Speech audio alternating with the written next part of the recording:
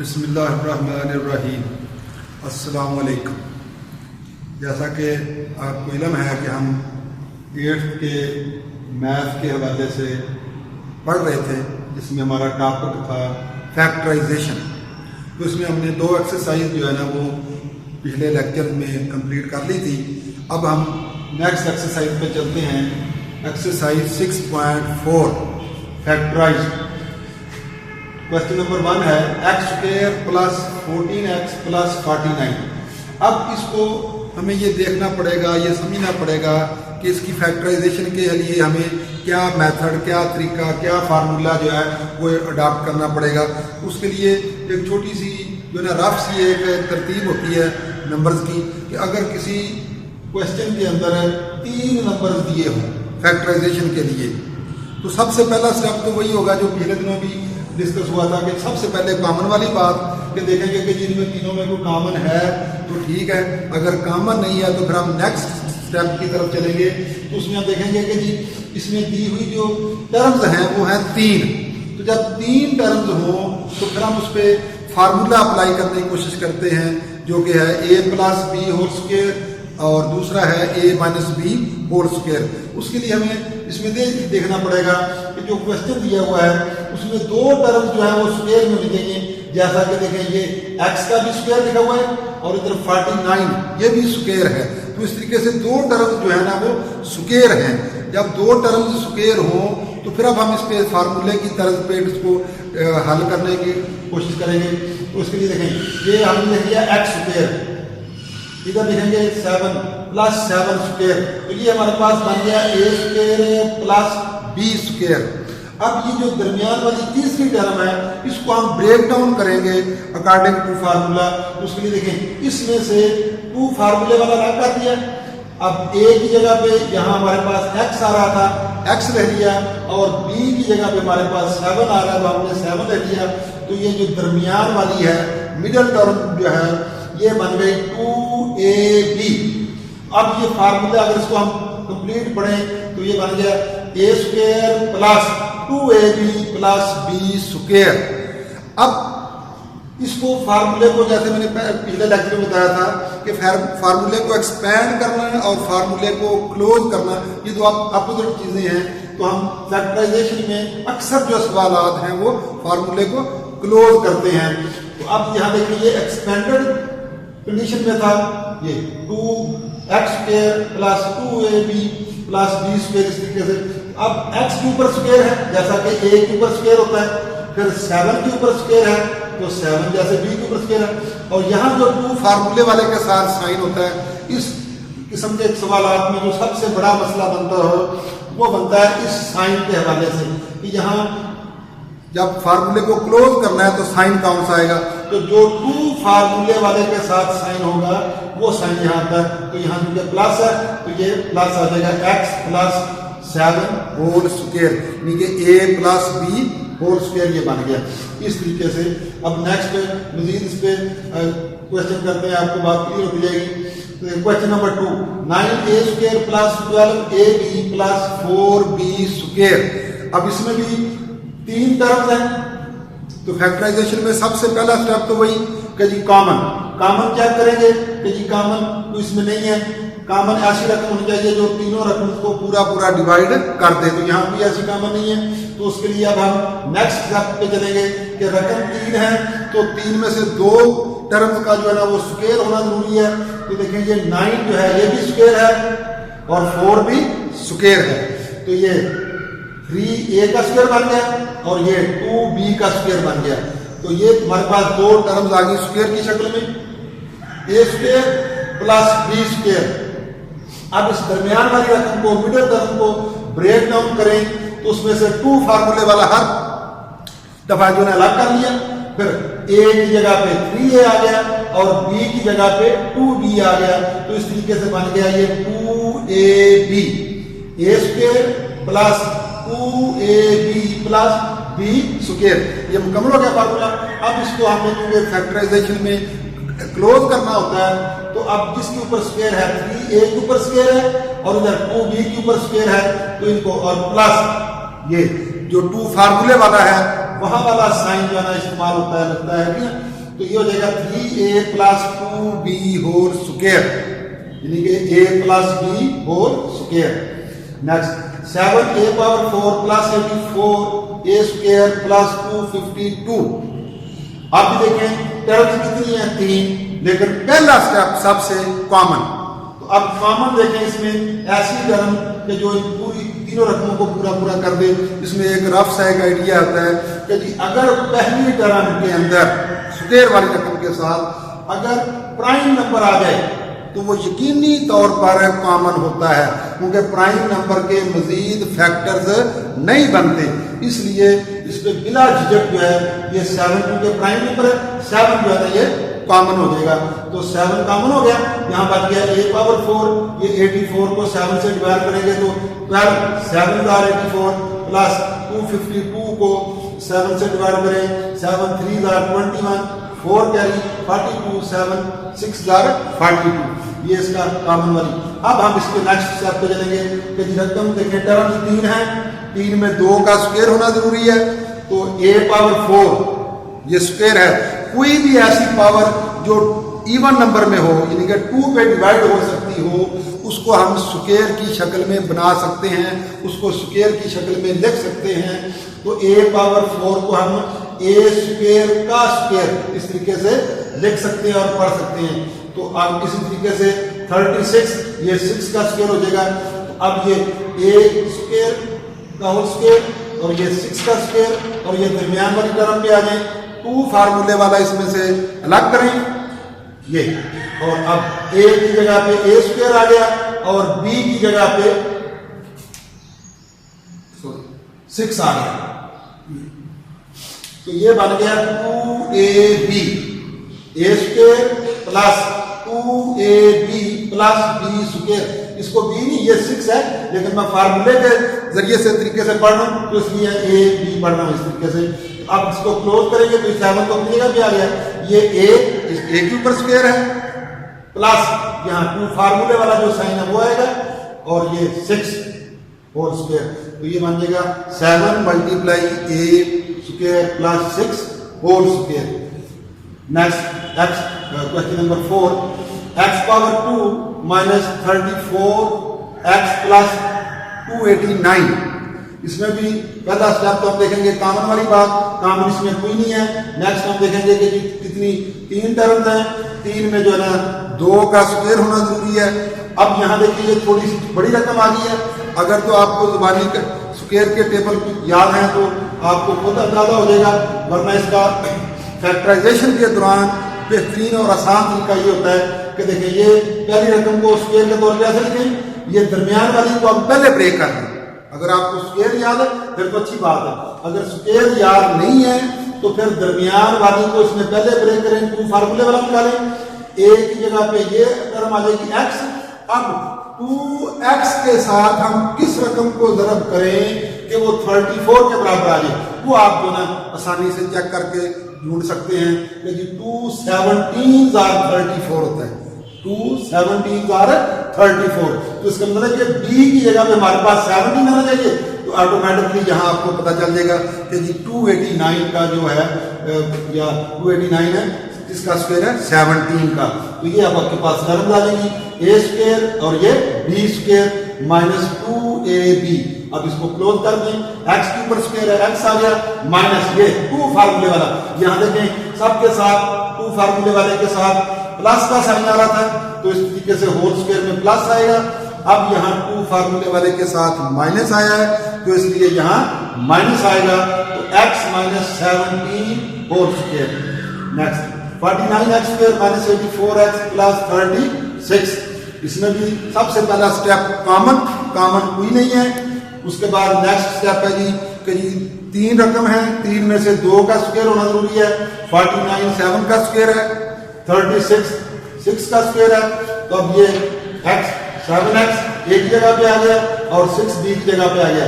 दरमियान वाली रकम को ब्रेक करें, -2, ए की जगह पे 7x आ गया, बी की जगह पे 6 आ गया, तो ये बन गया 2ab, a square minus 2ab plus b square. अब इसको क्लोज कर दें, 7x स्क्वायर ये आ गया a की जगह पे, माइनस यहाँ का साइन होल स्क्वायर में, और ये 6 b की जगह पे, तो इस तरीके से बन गया a minus B whole square, जो कि क्वेश्चन में आपका है 7x minus 6 whole square. Next question number 6, 2a square minus 64a plus 512। अब यहां भी सबसे पहला स्टेप कॉमन, तो कॉमन आपको पिछले क्वेश्चन में भी मैंने बताया था कि जब भी फर्स्ट टर्म के साथ प्राइम नंबर आ जाए तो वो बेटा जी डेफिनेटली कॉमन होगा, क्योंकि प्राइम नंबर के मजीद फैक्टर नहीं बन सकते। तो ये 2 कॉमन हो गया, यहाँ a स्क्वायर बच गया, माइनस 64 को 2 पे डिवाइड किया तो 32 प्लस 512 को 2 से डिवाइड किया तो 256। अब ये 3 टर्म होगी, 3 टर्म उसी तरीके से कि ये a का स्क्वायर है और ये 256 जो है ये 16 का स्क्वायर है, और दरमियान वाली रकम को ब्रेक करेंगे, उसके लिए 2 फार्मूले वाला अलग कर दें, a की जगह पे फर्स्ट टर्म आ जाएगी और b की जगह पे सेकंड टर्म आपकी 16 आ गई, तो ये 2ab, a square minus 2ab plus b square. अब क्लोज कर दें, 2 अपनी जगह पे आ गया तरतीब में, a स्क्वायर a की जगह पे आ गया, माइनस यहाँ वाला साइन आएगा और 16b की जगह पे, तो ये फार्मूले के मुताबिक बन गया a minus B whole square, और क्वेश्चन में हम इसको पढ़ेंगे 2 into a minus 16 whole square. ये 6.4 एक्सरसाइज थी, इसमें मैंने 6 क्वेश्चन किए हैं, 5 या 6 गाल पर और हैं, जो कि अगर आप इन बातों को समझ गए हैं, इस तरीके को समझ लिया आपने, तो आप इसी पैटर्न पे दूसरे क्वेश्चन को अगर ट्राई करेंगे तो आप उम्मीद है कि आसानी से उनको खुद हल कर सकते हैं। तो अब हम चलते हैं नेक्स्ट एक्सरसाइज 6.5 की तरफ।